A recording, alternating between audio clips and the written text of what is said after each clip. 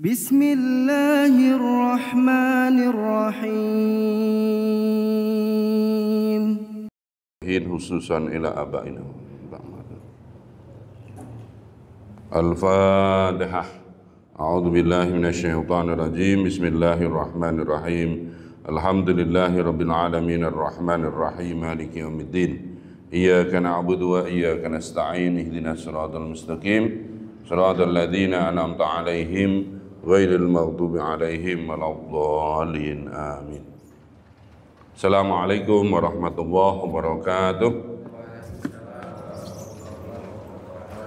Ini hujan gerimis, jadi salamnya ikut gerimis nih. Saya baru landing dari haji kemarin hari Rebo sore ya, baru malam Kamis, malam Jumat, malam Sabtu, baru 3 hari. Saya mendoakan yang menjawab salam saya insya Allah tahun ini ke Mekah lagi. Assalamualaikum warahmatullahi wabarakatuh. Tenaga menjawab salamnya baru 85% ya. Lumayan. Baik, Ibu Bapak sekalian, kita langsung ya. Pada pertemuan terakhir kita tidak membuka kitab Takrib Dalil ya. Jadi saya akan awali ya beberapa menit pertama ini kembali mengambil berkah dari kitab Takrib yang ada dalilnya yang disusun oleh Dr. Mustafa Dib Albik. Jadi kitab yang saya bawa ini disertasi doktor. Dulunya itu kitabnya hanya dalam tulisan, tidak ada dalilnya. Rukun sholat 18, rukun wudhu 5. Tapi kemudian Dr. Mustafa Dib Albik itu mencari dalilnya.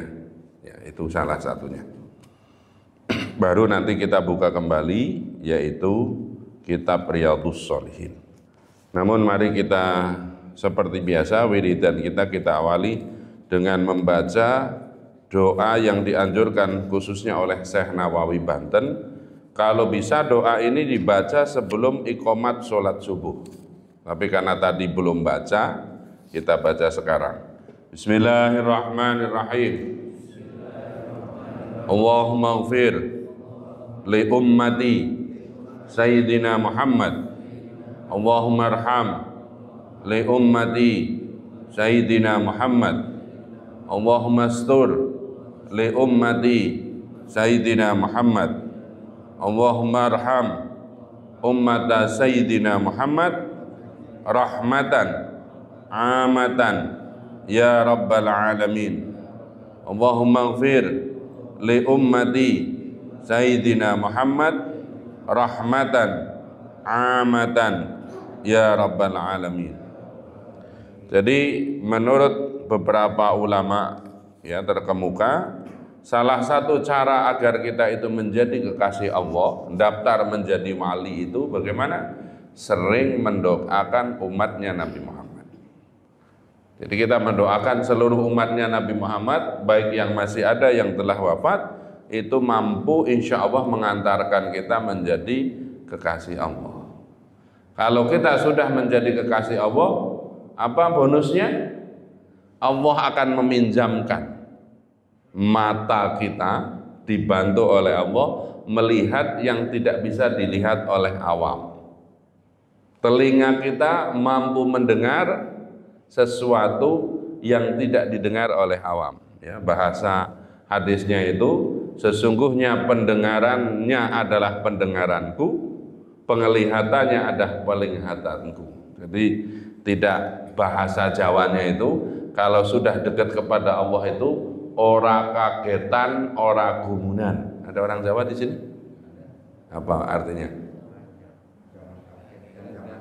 Nah, ora kagetan, tidak gampang kaget. Yang kedua, ora gumunan, enggak heran. Israel segitu gayanya gitu ya, begitu dikirim bom sama Iran, katanya Iran penjahat perang. Padahal yang penjahat perang siapa? Dan seterusnya. Itulah isi dunia begitu. Jagoan preman itu kalau lagi belum ketangkap polisi gimana? Begitu ketangkap polisi kayak ayam sayur kan? Baik, kita lanjutkan. Terakhir ya, di dalam saya bersyukur ini di sini ada rekaman YouTube-nya juga, sehingga saya sebelum ke sini malam itu ngeliat dulu. Alhamdulillah nih, jadi nggak akan terulang insya Allah karena ada rekamannya. Terakhir itu kita ya membahas mengenai kalau misalnya kita punya wadah, dalam zaman dulu itu bejana, kalau hari ini ember, mungkin baskom yang dijilat oleh anjing dan babi. Gimana cara membersihkannya? Ingat gak? Jadi misalkan kita punya ember di depan, terus tetangga kita punya anjing. Anjingnya jalan-jalan ke tempat kita, terus jilatin, jangan ember deh, sandal kita yang biasa dipakai untuk ke masjid, meskipun sandal jepit, dijilatin sama anjing. Cara membersihkannya gimana? Dalam madhab Syafi'i nyucinya harus 7 kali, 6 kali dengan air, 1 kalinya harus dengan tanah. Karena jilatan anjing disebut sebagai najis mughalladhah, najis yang sangat tebal. Kalau kata Imam Malik nggak perlu, tapi rata-rata kita dari kecil sudah belajar kalau baterainya habis. Kalau kita itu madhab Syafi'i, ya, jadi sederhana, ya, madhab Syafi'i itu madhab yang paling hati-hati. Sekarang kita lanjutkan mengenai tape. Kemudian buah misalkan anggur yang tidak kemakan, kemudian jadi apa? Kalau buah misalkan ditaruh di mana, di piring, lama kelamaan jadi apa? Alkohol. Nah, itu hukumnya gimana? Ada tape, kalau lebaran kan biasanya ada tape ketan tuh, ya nggak sempat makan, dibuka. Dari tadinya tape kemudian berubah menjadi alkohol. Itu boleh dimakan enggak? Halo, regu A nih, regu A, regu B, regu C ibu-ibu. Tape ketan deh paling gampang. Bikin tape ketan, kalau di daerah Jawa Barat tuh Kuningan dan seterusnya pakai daun jambu ya. Kalau di Jawa Timur, Jawa Tengah pakai daun pisang. Itu 3 hari pertama masih kelihatan tapenya. Begitu sudah 10 hari lupa dimakan, begitu dibuka sudah jadi apa? Tapenya masih kelihatan, tapi di situ ada alkoholnya. Boleh dimakan enggak? Hewan. Nah, itu tape. Ini latihan ini. Jadi kalau ada tape ketan sudah kelewat, tapenya masih kelihatan putih-putih atau hijau-hijau, tetapi airnya sudah menjadi air alkohol, boleh dimakan enggak? Boleh. Ini hukum sehari-hari loh. Kita ketemu tape, saya datang ke tempatnya Pak Ketua, ini Pak Ustadz masih ada tape. Begitu tak buang, tak buka sudah seriwing gitu kan? Boleh dimakan nggak?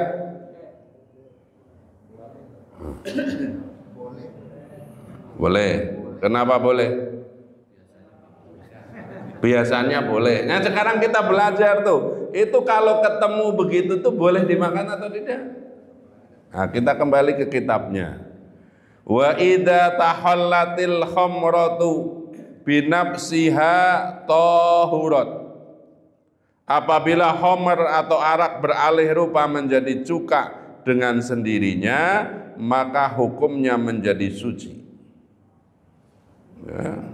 Wa in halata bi tahri syai'in fiha lam tathur.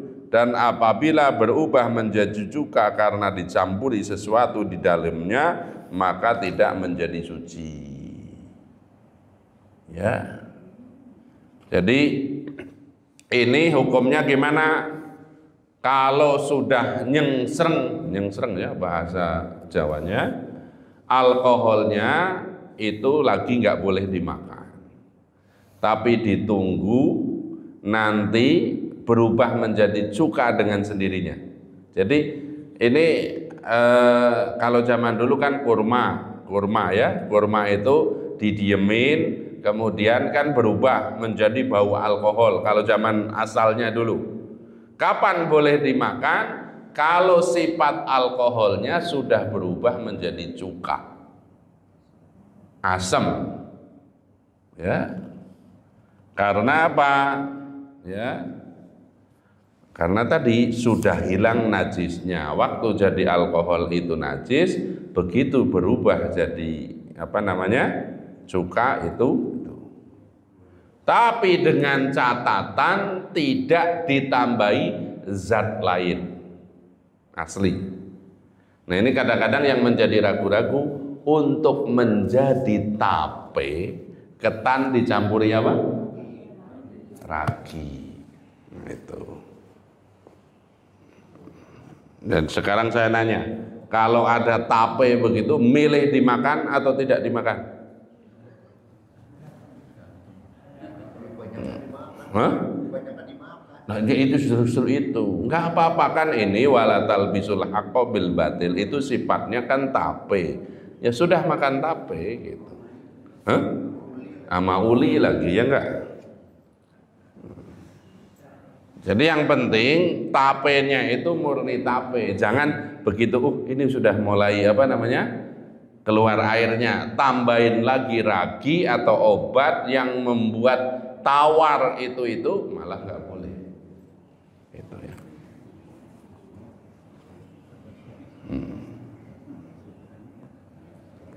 Jadi gimana hukumnya? Kalau ragu-ragu jangan dimakan.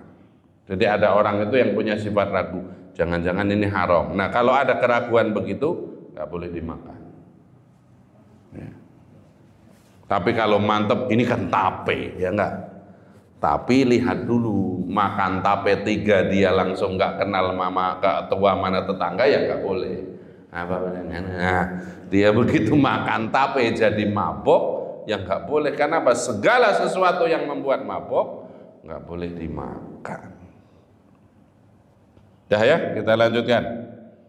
Jadi dimakan atau enggak kalau ada tape ketan yang sudah lama? Yang mantep gitu loh. Basa Jawa ini ojo ingah-ingih, dengan hukum itu jangan ingah-ingih. Makan enggak gitu. Ragu-ragu tinggalin. Makan enggak?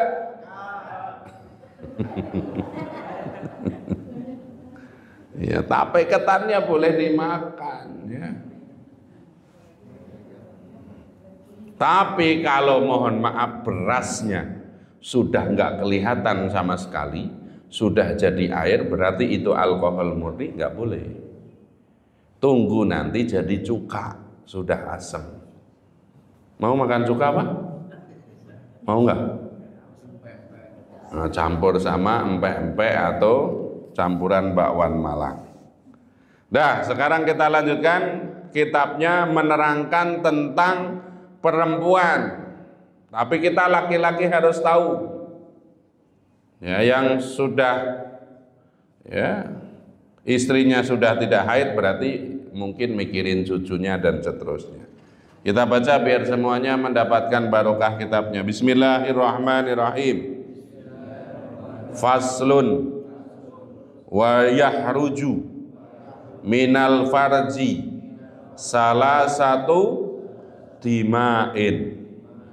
Wa yahruju dan keluar minal farji dari kemuliaan wanita itu salah satu dima'in, ada 3 darah.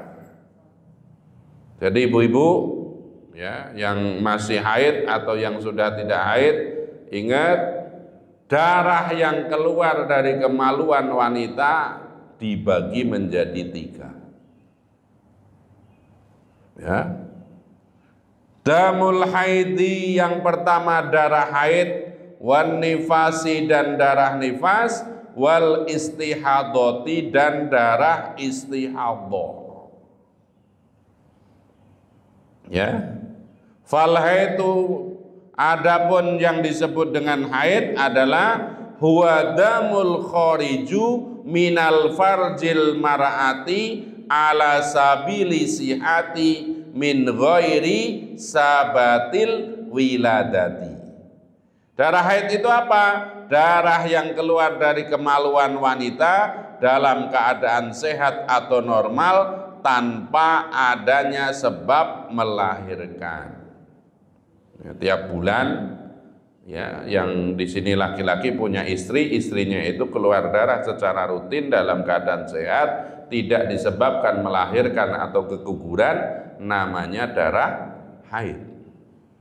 Menurut kitab ini kemudian diterangkan, walau nuhu, dan adapun warnanya darah haid itu aswatu muhtadimun ladzaun. Ya, warnanya itu adalah hitam kemerah-merahan dan panas. Zaman dulu ulama itu neliti sama istrinya karena mau menjelaskan. Yang kedua, wan nifasu, dan darah nifas itu huwa damul khariju aqibal wiladati. Darah nifas adalah darah yang keluar mengiringi kelahiran.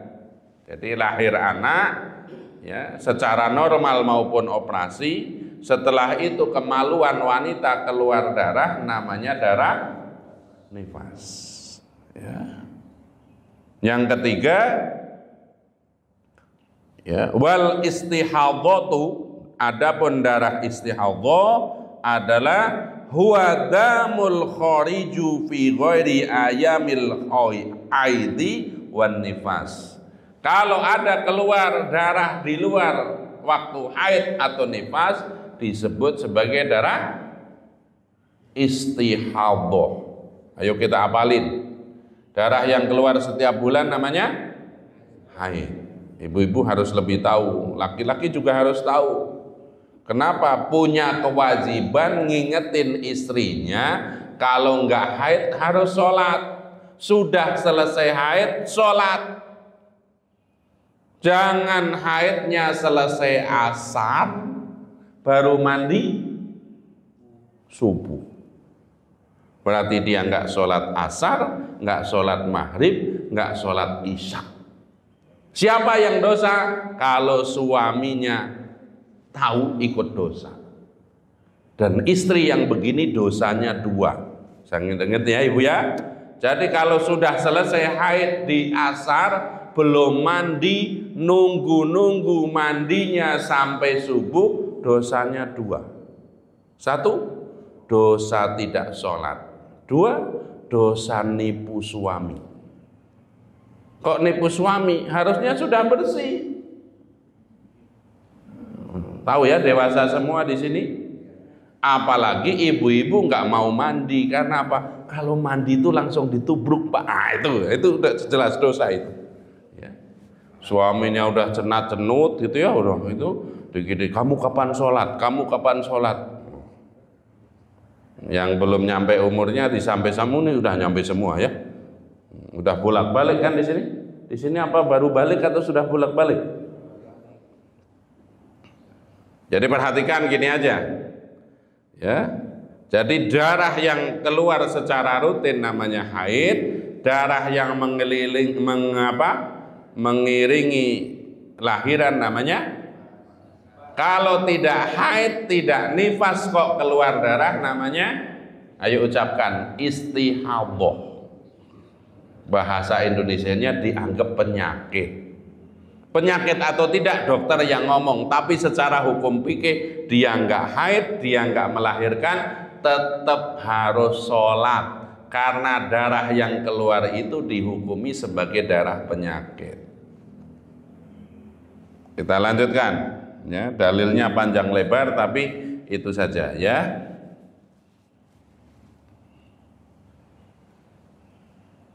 Kita lanjutkan, wa aqallul haidi yaumun wa lailatun. Paling sedikit-sedikitnya wanita itu haid 24 jam. Ya, di sini dikatakan wa aqallu, dan sedikit-sedikitnya al haidu wanita itu haid yaumun sehari, walailatun dan semalam. Ada wanita haidnya cuman 24 jam. Wa aktsaruhu dan paling banyaknya wanita itu haid khamsata asyara yauman 15 hari. Jadi wanita yang normal itu meninggalkan sholat paling lama berapa? 15 hari. Setelah 15 hari, hari ke-16 kok masih keluar darah, secara fikih dia mandi, ditutup, tetap harus sholat. Karena paling banyak-banyaknya orang haid itu 15 hari. Ghalibuhu dan pada umumnya itu sittun au sab'un. Umumnya perempuan haid itu kalau enggak 6-7 hari. Paling sedikitnya berapa tadi? 24 jam atau 1 hari semalam. Paling banyak-banyaknya rata-rata, ini kalau punya anak laki-laki terus mau nikah, diajarin ya, setelah akad nikah atau sebelum akad nikah ditanya istri, kamu haidnya biasanya berapa hari? Menyangkut apa? Menyangkut kewajiban sholat ya. Kita lanjutkan. Wa aqalun nifasi dan sedikit-sedikitnya orang yang nifas itu lahdotun, sakcert gitu bahasa Jawanya. Bahasa Indonesianya apa? Keluar sekali itu setetes. Jadi ada perempuan itu kalau ngelahirin anak cuman brul, anaknya keluar, darahnya keluar, habis itu nggak keluar lagi. Dalam riwayat itu Ibunda Fatimah Az-Zahra mengelahirkan Sayyidina Hasan maupun Husain itu cuman sekali keluar, brul, habis itu bersih. Karena memang disebut sebagai al-batul, perempuan yang suci, hampir tidak pernah meninggalkan sholat. Wanita sama pria itu salah satu perbedaannya kenapa? Wanita itu meninggalkan sholat. Jadi kalau ditimbang jumlah sholatnya tetap banyakan laki-laki. Karena memang secara secara alamiah wanita ada libur, waktu haid itu nggak boleh sholat. Tapi ada wanita yang disebut sebagai al-batul, yaitu Sayyidah Fatimah Az-Zahra, ya, nifasnya aja sekali itu.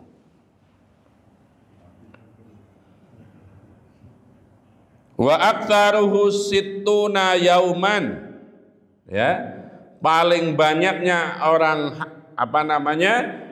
nifas itu berapa? 60 hari. Wa ghalibuhu dan umumnya itu arba'una yauman, 40 hari. Jadi rata-rata paling banyaknya orang nifas itu 2 bulan.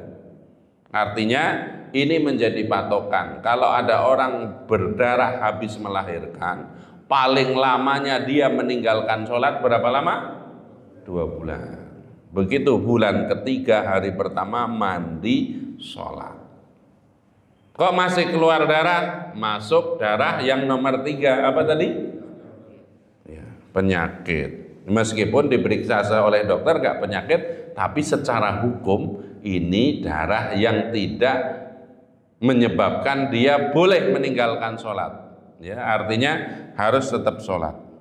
Wa qalut tahri, ya, kemudian jadi nifas itu paling sedikit berapa banyak?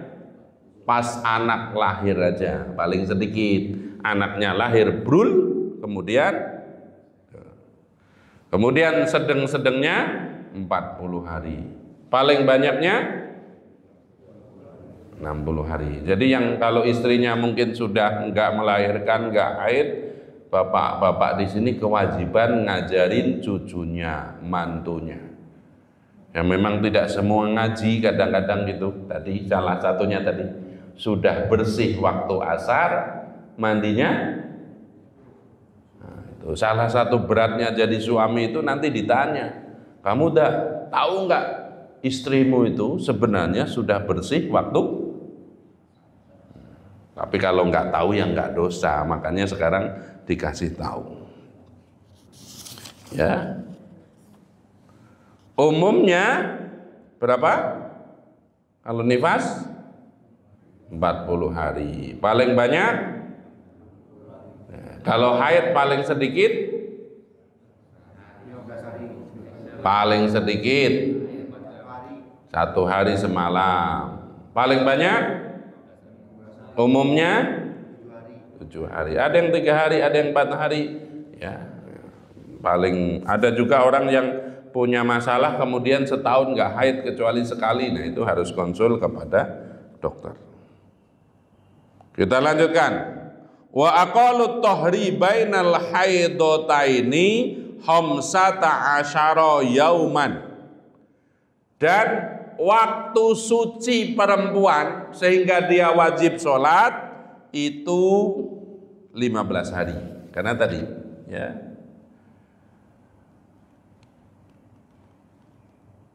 sedikitnya ya adalah 15 hari. Kemudian wala hadda li aktsarihi, dan banyak-banyaknya tidak ada batasan.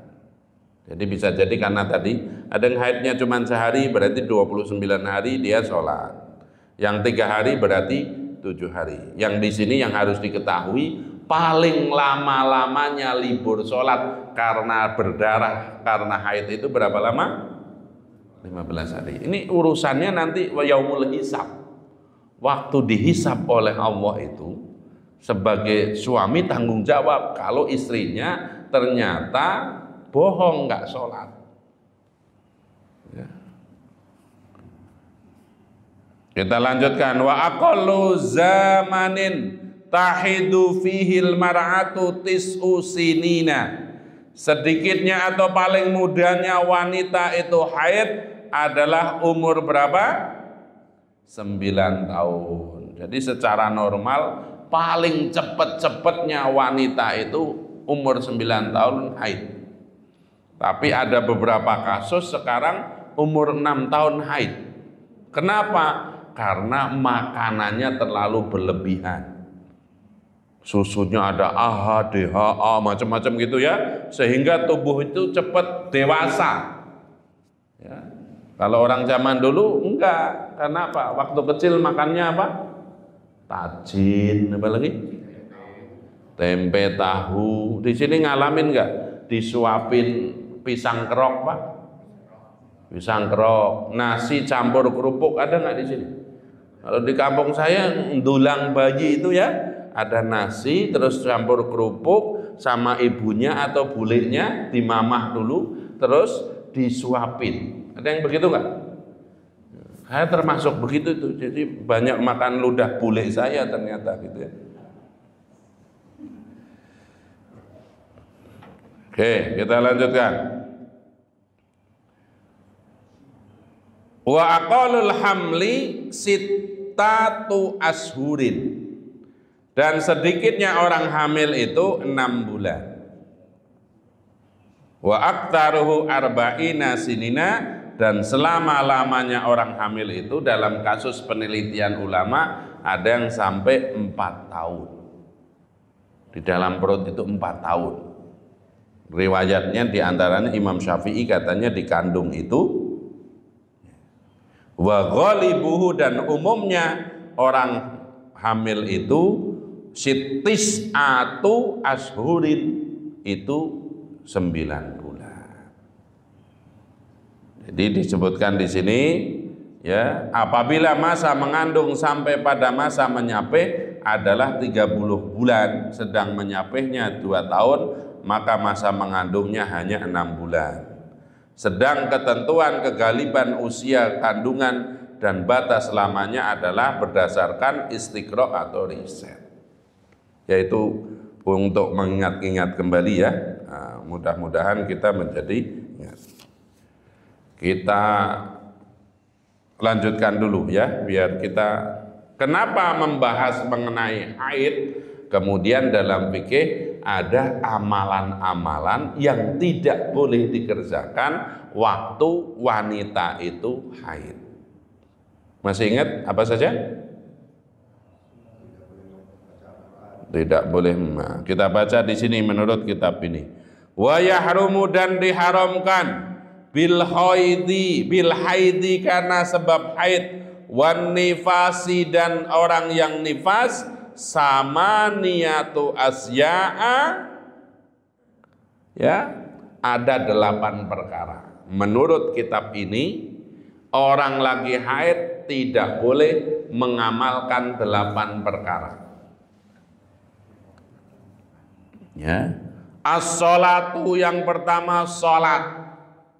Tidak boleh sesoleh apapun kemudian dia sholat. Sesolehah ya. Yang di sini yang soleh-soleh pernah haid enggak? Ibu-ibu suaminya pernah haid enggak? Berarti sesolehah apapun dia tidak ada yang haid.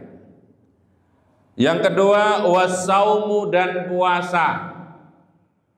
Nah, ini wanita kadang-kadang ya sudah puasa dari pagi sampai sore, 10 menit sebelum buka berdarah. Enggak usah sedih, karena apa? Yang mengasih darah itu Allah. Enggak mungkin enggak dikasih pahala antara subuh sampai jam 5:40 misalnya begitu. Tapi nanti harus bayar. Bayar berarti dapat bonus lagi, pahala lagi. Wa qiraatul Qur'ani, dan membaca Quran, wa masul mushafi, dan memegang mushaf, wa hamluhu, ya, dan membawa mushaf, wa duhulul masjidi, masuk masjid, wa tawafu, dan tawaf, wal wat'u, dan berhubungan badan atau bersenang-senang, wal istimta'u, ya, bima baina surati war rukbati, dan bersenang-senang dengan anggota tubuh antara pusat dan lutut. Perhatikan ini di sini, ini secara hukum laki-laki. Kalau berhubungan badan itu jelas. Tapi mohon maaf nih bapak-bapak, ini tapi gimana ya? Ya ilmu. Kalau istrinya lagi haid, nggak boleh mendekati, nyolek-nyolek, apalagi megang kantor pusat yang lagi haid. Paham ya kantor pusat ya? Kalau di itu kan itu. Jadi jangankan berhubungan badan, ngotak-ngatik antara pusar sampai lutut, ulama mengharamkan karena bahaya. Karena kalau lagi haid terjadi, mohon maaf, senggama atau persetubuhan itu dosa. Ya, seperti itu. Dalilnya banyak sekali, tapi mudah-mudahan yang harus diingat seperti tadi, perempuan haid itu nggak boleh sholat, nggak boleh puasa, nggak boleh membaca Al-Quran. Kalau ada pendapat lain yang membolehkan, ya pendapat lain. Mari kita baca ya. Yang nomor 2 itu nomor 3 kita langsung, kenapa wanita haid tidak boleh membaca Al-Quran ya. Al-Imam Ibnu Majah meriwayatkan dari Sayyidina Ibnu Umar radhiyallahu an, ia bersabda bahwa Rasulullah bersabda, la yaqra'ul junubu wal haidu syai'an minal Qur'an. Orang yang junub dan haid tidak boleh membaca sedikit pun dari Al-Quran. Kemudian ulama mengatakan, bagaimana kalau baca ayat kursi? Bagaimana kalau membaca Al-Ikhlas, Al-Falaq? Niatnya dirubah, bukan niat membaca Al-Quran, tapi niat berzikir. Ya. Kemudian kenapa wanita haid tidak boleh memegang atau menyentuh Al-Quran atau mushaf? Dalilnya surat Al-Waqiah ayat 79. La yamassuhu illal mutahharun. Tidak boleh memegang mushaf kecuali mereka yang suci. Hadis lain mengatakan, Allah yamassal Qur'ana illa tahirun. Hendaklah tidak menyentuh Al-Quran kecuali orang-orang yang suci. Imam Daruqutni meriwayatkan sebagai hadis marfu, dan Imam Malik dalam Muwatta meriwayatkan itu mursal, dan seterusnya. Jadi ini sekali lagi sebagai peringatan tadi ya, yang punya anak SMP apa harus diajarin kalau malu ya titip kepada guru-guru ngajinya. Ada pertanyaan? Masih berapa lama lagi itu suruknya?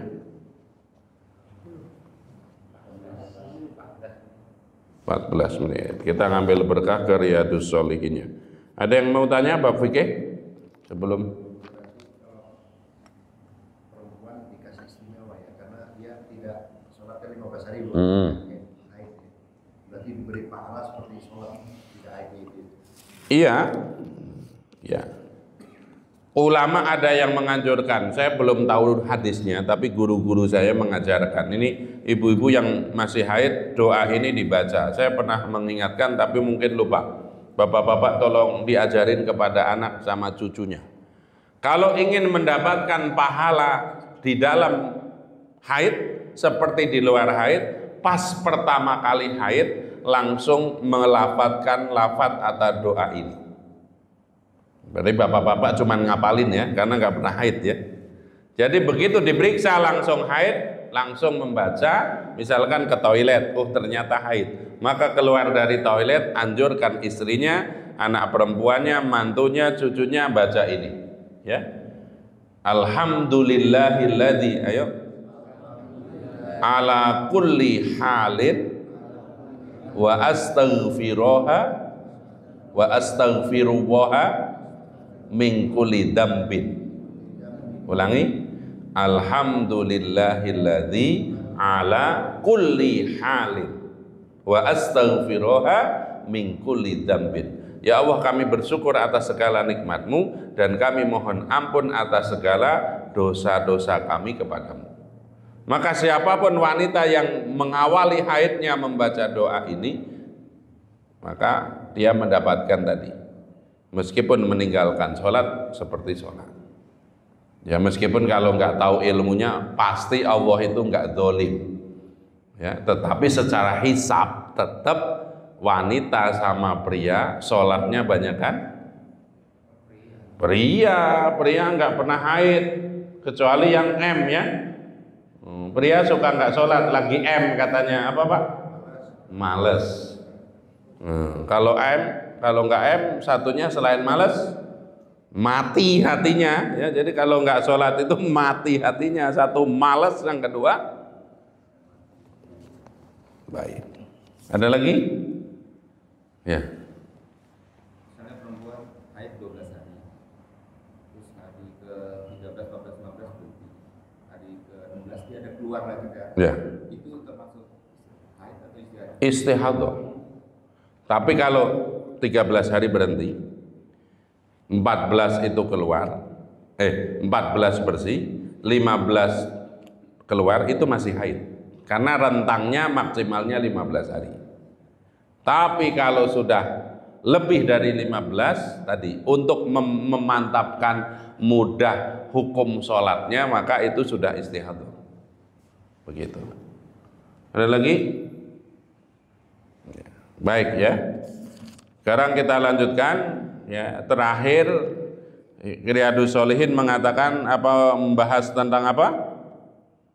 Segala sesuatu yang tidak diamalkan malam hari kemudian diqadha pada siang hari, menurut riwayat Sayyidina Umar bin Khattab, maka ya ditulis baginya seolah-olah kita mengerjakan waktu malam. Ini hadisnya mengatakan begini: siapa yang tertidur tidak membaca wiridannya atau amalannya yang biasa dibaca atau bacaan lainnya pada waktu malam, kemudian ia membacanya pada waktu antara subuh dengan duhur atau waktu pagi, maka ditulis baginya seolah-olah ia membaca pada waktu malam.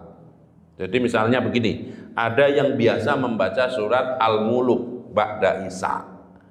Dia kecapean malam itu nggak baca, maka dianjurkan untuk membacanya kapan? Waktu duha. Ada yang ketiduran, tidak sempat tahajud.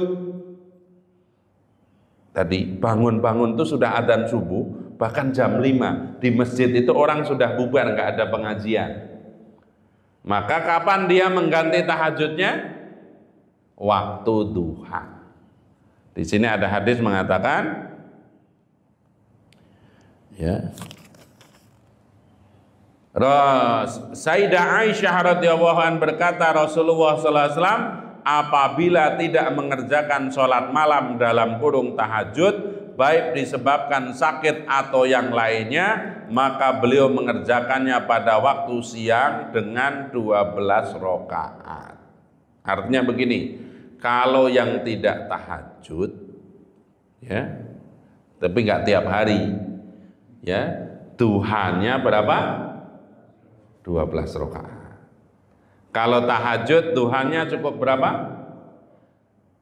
Duhanya minimal 2, sedengnya 4, paling banyak 8. Kapan kita duha sampai 12 rakaat? Kalau kelewat tahajud. Yang repot kalau tiap hari nggak tahajud. Ya, malaikat tahu nih nggak tahajud 12. Ya. Sholat tahajud berapa rakaat? Minimal? Sholat tahajud itu 2 rakaat aja. Habis itu 2 rakaat lagi. Habis itu 2 rakaat lagi. Habis itu, jadi otak itu senang yang sedikit. Jadi kalau ditanya sholat tahajud berapa rakaat? Saja. Habis itu 2 rakaat lagi. Habis itu 2 rakaat lagi. Habis itu, tapi kalau ditanya mesti ringan, sholat tahajud berapa rakaat Pak? 2 rakaat saja. Terus habis itu itu kira-kira. Kita lanjutkan bab berikutnya. Setelah tadi menjaga, nih dikasih judul di sini terjemahannya, menjaga sunnah-sunnah Nabi Muhammad Sallallahu Alaihi Wasallam. Kita baca karena ini Quran. Bismillahirrahmanirrahim. Wa ma atakumur rasulu fahudhuhu wa ma nahakum anhu fantahu. Surat Al-Hasyr ayat 7. Wa ma atakumur rasulu fahudhuhu wa ma nahakum anhu fantahu. Qala Allah Ta'ala, Allah berfirman, wa ma dan segala sesuatu atakum yang Allah wa ma dan segala sesuatu atakumur rasulu yang diberikan Rasul kepadamu, fahudhuhu maka terimalah atau amalkanlah. Wa manahakum dan apa-apa yang dilarang anhu dari Rasul itu, fantaha maka tinggalkanlah. Ini kalau bicara hukum begini. Apa yang diperintahkan oleh Rasulullah kerjakan. Apa yang dilarang? Kalau tidak ada perintah, tidak ada larangan, masuknya zona mana? Ini latihan bacul macair. Kan Qur'annya mengatakan, apa yang diperintahkan Rasul kerjakan. Yang dilarang, kalau tidak masuk dua-duanya, tidak ada perintahnya, tidak ada larangannya, masuk ranah mana? Mubah. Mubah itu hukumnya nanti dekat kepada mana? Dekat kepada larangan atau, saya nanya begini, perintahnya Rasulullah habis sholat membaca tasbih 33 kali. Kita baca 100 boleh enggak? Ayo. Nah, ini latihan ini. Perintahnya cuma 33. Tapi bacanya jadi 100 boleh enggak? Jadi kalau wirid ba'da sholat sudah jelas 33, 33, 33. Saya jadi imam di sini langsung mari kita membaca 100 kali itu namanya bid'ah. Tapi kalau lagi di luar sholat, kita mau maksudnya di luar wiridan ba'da sholat, kan tidak ada perintahnya, tidak ada larangannya. Baca tasbih subhanallah, subhanallah, subhanallah, subhanallah 100 kali nggak apa-apa, 1000 kali nggak apa-apa. Karena apa? Tidak ada perintah, tidak ada larangan, maksudnya namanya jaiz. Ya, kira-kira begitu.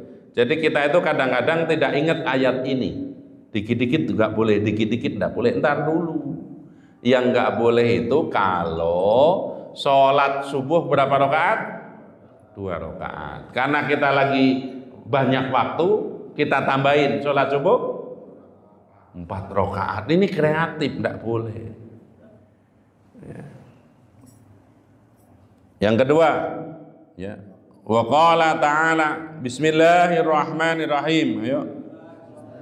Wa ma yantiku anil hawa in huwa illa wahyu yuha.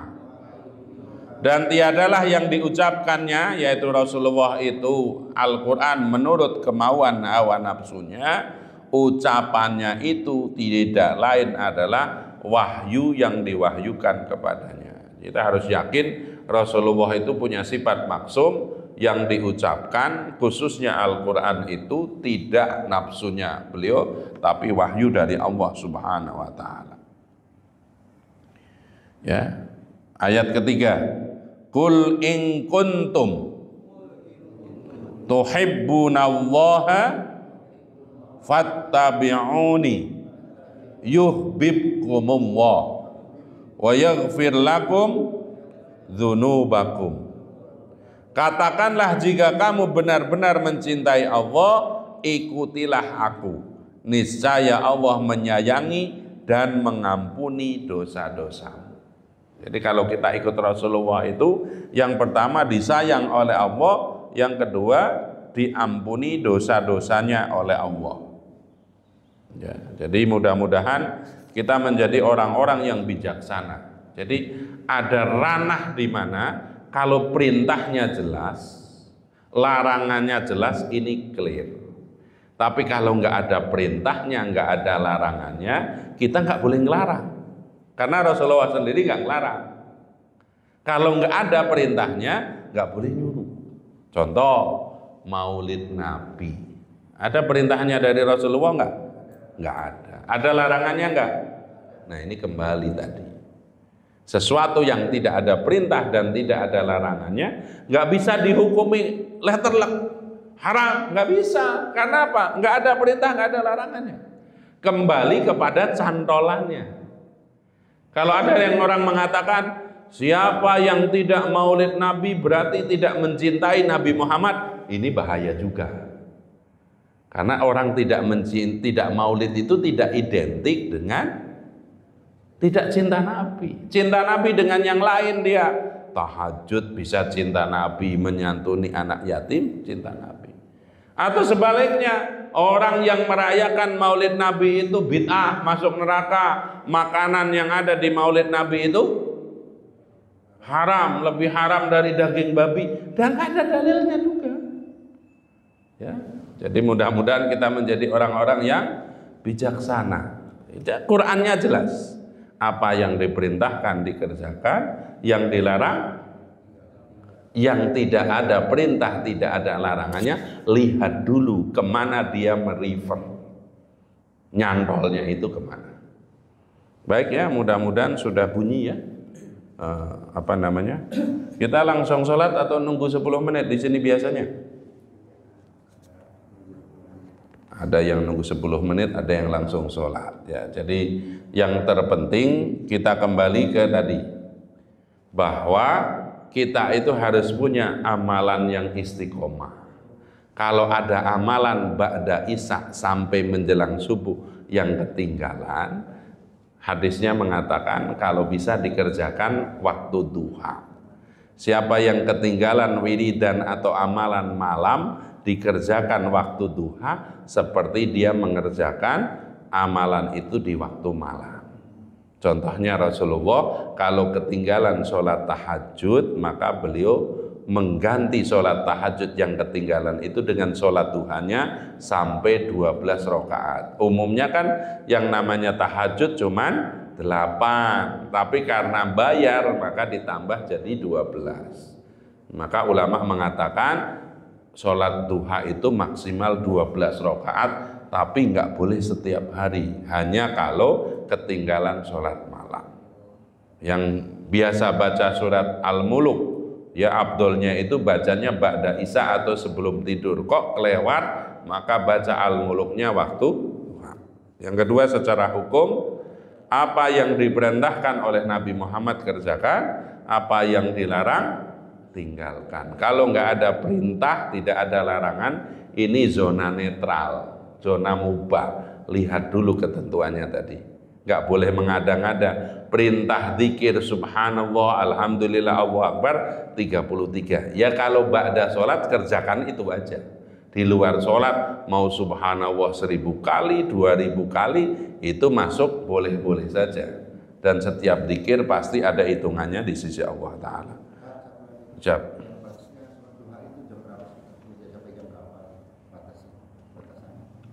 Sholat duha itu kalau di dalam hadis sampai anak unta belum kepanasan.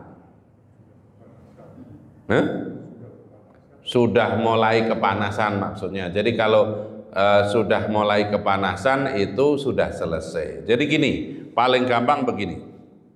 Ini subuh, ya. Ini duhur. Ya. Kan ini, ya. Jadi ada begini nih. Yang paling abdol itu pas dibagi dua. Saya ulangi ya. Paling abdolnya sholat duha itu kalau di sini tadi subuh jam berapa tadi? Sebut suruk. Suruk barusan jam 6. Duhur sekarang jam 11 lewat 55. Kita buletin 12. Berarti 7, 8, 9, 10, 11, 12. Dibagi dua. Paling abdolnya. Berarti 7, 8, 9. Antara jam 9 sampai jam 10 itu waktu paling abdol untuk sholat duha. Karena tadi biar antara subuh itu ada tengah-tengahnya. Kapan batasnya? Kalau ini matahari tegak bagi dua lagi. Berarti kalau antara jam 9 sampai jam 12 pertengahannya jam berapa? Setengah 11 maksimal itu. Maksimal itu setengah 11. Jam 11 ya masih lumayan. Setengah 12 malaikatnya bingung ini nyatet sholat apa gitu. Meskipun malaikat nggak bingung gitu loh. Itu hitung-hitungan sederhananya seperti itu. Jadi kalau setengah 11 itu sudah panas belum? Mulai panas, tapi belum panas banget. Jam 11 sudah jetet. Setengah 12 ini duha bukan, sholat duhur bukan. Tapi kalau apa kata para ulama, kalau niatnya qadha nggak apa-apa. Ya, niatnya qadha. Ya, mudah-mudahan kita menjadi orang-orang yang menjaga diri dari nggak boleh loh. Biasa mengerjakan amalan tidak ada alasan apa-apa. Kemudian alasannya amalnya ditinggalkan itu nggak boleh. Jangan seperti perempuan yang membuat atau memintal nganyam benang tiba-tiba diberudulin lagi. Ya kalau bisa setiap hari, kalau duha tiap hari meskipun 2 rakaat tiap hari duha. Sholat malam meskipun belum mampu ba'diyah isya tambah 2 rakaat plus 1 witir itu abdul dikerjakan setiap hari daripada tadi 11 rakaat kalau banyak utang, ya. Kalau utangnya lunas tidur lagi, jangan seperti itu. Mau punya utang, nggak punya utang, mari istiqomah tahajud. Al-Fatihah. Bismillahirrahmanirrahim. Alhamdulillahirabbil alamin. Ar-Rahmanir-Rahim. Maliki yaumiddin. Iyyaka na'budu wa iyyaka nasta'in. Ihdinas siratal mustaqim, siratal ladzina an'amta 'alaihim ghairil maghdubi 'alaihim waladdallin. Amin. Ya Allah, jadikanlah ilmu kami ilmu yang bermanfaat, amal kami amal yang Kau terima, rezeki kami melimpah berkah luas, dan tidaklah Engkau menguji penyakit apapun kecuali Engkau sembuhkan. Ya Allah, mudahkanlah kami untuk berziarah ke kota Mekah dan Madinah. Limpahkanlah kami rizki dan keselamatan sehingga kami mampu berangkat haji dan umroh sebelum kami wafat dengan segala kemuliaan Nabi Muhammad SAW. Jadikanlah keluarga kami, anak dan istri kami menjadi penyujuk mata kami, dan jadikanlah kami orang-orang yang memimpin dalam ketakwaan kepadamu. Rabbana atina fid dunya hasanah fil akhirati hasanah wa qina adzabannar. Wa sallallahu ala khairi khalqihi nabiyina Muhammadin wa alihi wa sahbihi wa barik wa sallim ajmain. Subhanaka rabbika rabbil izzati amma yasifun wa salamun alal mursalin walhamdulillahi rabbil alamin. Wal asri bismillahirrahmanirrahim. Wal as innal insana lafi khusrin illa ilal ladzina amanu wa amilus solihati wa tawassaw bil haqq wa tawassaw bis sabr. Subhanakallahumma bihamdika asyhadu an la ilaha illa anta astaghfiruka wa atubu ilaik. Assalamualaikum warahmatullahi wabarakatuh. Mari jangan pulang dulu, kita mengambil pahala haji.